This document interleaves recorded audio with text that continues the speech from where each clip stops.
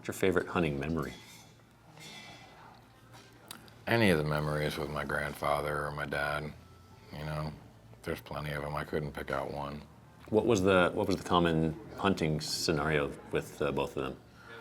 Like what species were you going after? Oh, what it was, locations? you know, the upland game that Vermont has to offer, like, you know, partridge and woodcock and deer. Deer was the big one. The first day of deer hunting was something that always brought the whole family together. That's awesome. So the outdoors, I mean, even for you now, really involves family. It's always been a family connection, always. I remember the first opportunity I had to shoot at a deer. I was with my grandfather on this huge rock pile in the middle of a field that he loved to sit at because the walk wasn't very far, and he could see from up on the vantage point of the big rock pile.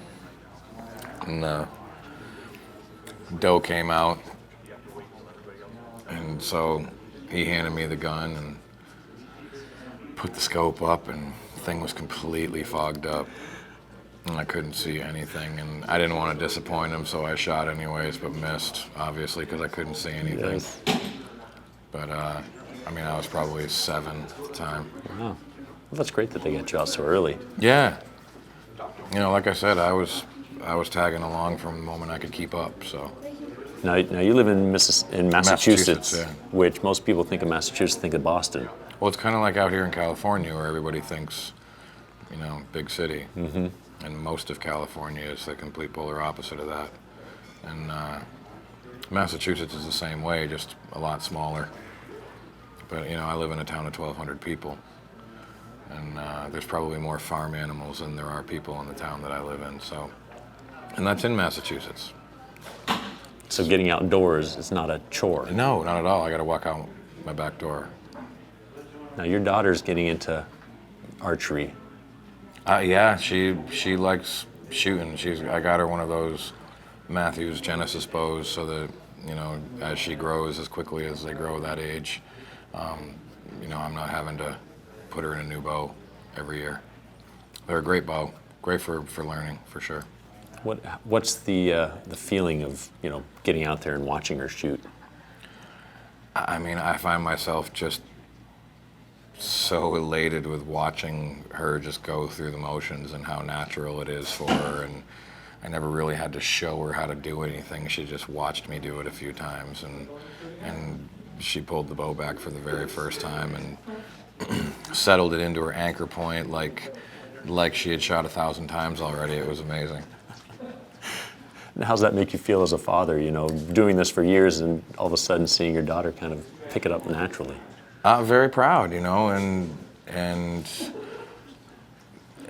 just thankful that, you know, she's decided on her own to go in that direction and not the direction of girly things. Exactly. That's always one of the chores as a father. I have 3 girls too, so, you know, the chances of them choosing girly things are pretty good. What do you do to help encourage your kids to get involved in the outdoor stuff? Take them with me. It's the best thing that you can do is take your kids with you when you're going to check your cameras. Take your kids with you when you're going to scout, when you're going shed hunting, when you're going, you know, anything that you're doing, you know, involve them. If they see how much fun you're having while you're doing it, they're gonna want to do it too. What's your funniest hunting moment? I know that during one of the filming sessions that I was up in a tree stand, my cameraman caught me completely snoring, hanging forward in my tree harness with my head all dangling, and I was just completely out. It was like day number 8 in a row that we had hunted from dark to dark, and I had had enough. And I caught a little nap, and I kind of woke up, and I picked my head up, and I looked around, and I looked over my shoulder, and he was filming the whole thing. I think every person out there has fallen asleep. Yeah, but I kind of fell asleep in kind of a weird, precarious position where my neck still isn't right. Really, my neck has not been No. right since, and